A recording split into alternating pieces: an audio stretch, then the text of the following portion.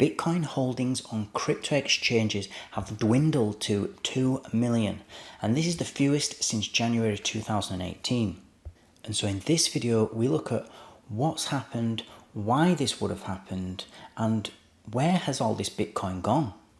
Today's episode is sponsored by Cake Wallet, where you can send, receive, and even exchange your crypto right from within the wallet. Cake Wallet is open source and non-custodial, so you control your own private keys, available today on iOS, macOS, Android, and Linux. Good evening everybody, and a warm welcome back to Enter Crypto, where every single day I keep you informed and fully up to date on all things crypto. If that sounds like something you'd be interested in, then like, subscribe and click on the notifications bell so that you don't miss out on any future updates. Now today we're going to be talking about CoinDesk's article about Bitcoin holdings, and in particular these are Bitcoin holdings on crypto exchanges. So we might call these sort of the exchanges reserves. We are now at a number of 2 million Bitcoin, and this is actually the fewest amount of Bitcoin held on exchanges since January 2018. So as always folks, we'll just quickly read through this article and then we'll comment after. So the number of Bitcoin held in addresses tied to centralized exchanges slid to the lowest level in more than 5 years, partially reflecting a growing market sophistication. This so-called exchange reserve dropped 4% to 2 million Bitcoin, which is the equivalent to $54 billion this month, the fewest since early January 2018, and this is according to on-chain data analytics service CryptoQuant. The decline represents both positive and negative developments, including the rising popularity of services like crypto custodian Copper's Clearloop, which allows users to trade without moving funds to centralized exchanges.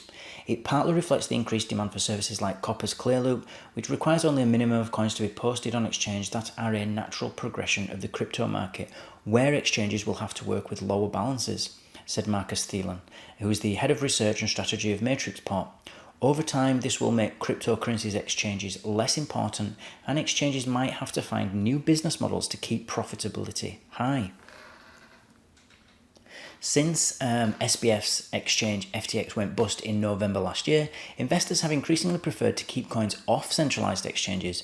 And from what we know now, FTX, formerly the world's third largest exchange by volume traded, commingled user funds, denting investor confidence.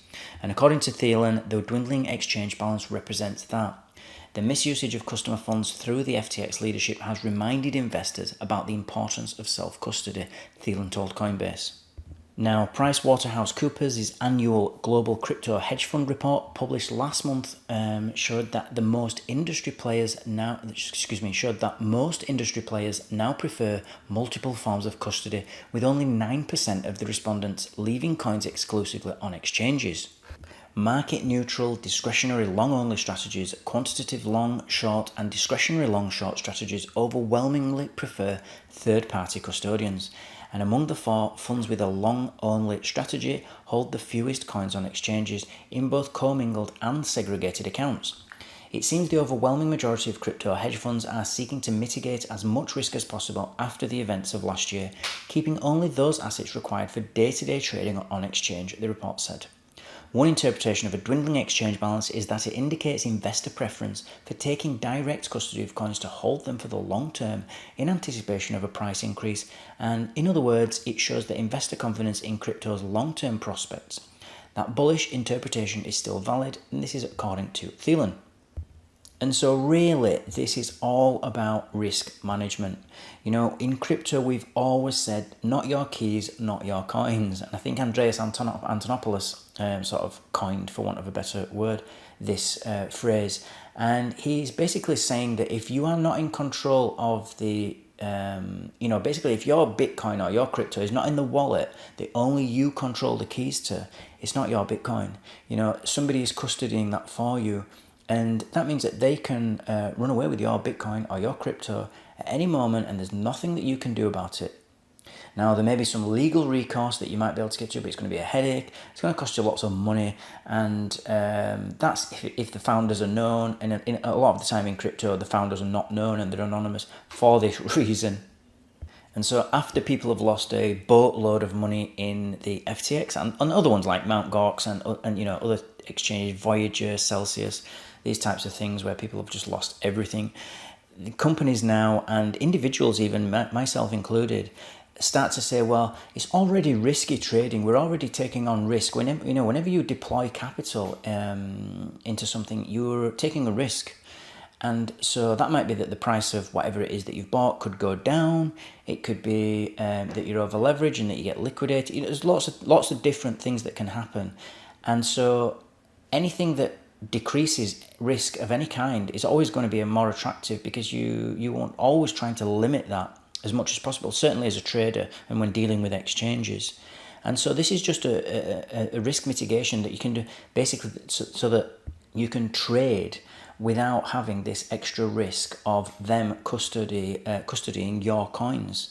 And I was speaking to a friend actually just yesterday that was saying to me, do you know any solutions to trading on an exchange where they don't actually hold your coins, where you still keep them on your ledger, for example, or in a wallet that you control, but you're still able to trade with them. And there's not really any sort of answer to that. We don't have a solution to it yet. And so a lot of companies are using third-party custodians and escrow services. But this is actually good news, it means that people are learning. People don't want things to continue the way that they were. Their behaviour has changed and they've become more defensive with their money, which is obviously a really good thing. It means that people are taking more responsibility, basically, and are not happy giving that responsibility to an exchange, which is how it should be. So that's this article for today. As always, guys, thank you for watching and thank you for listening.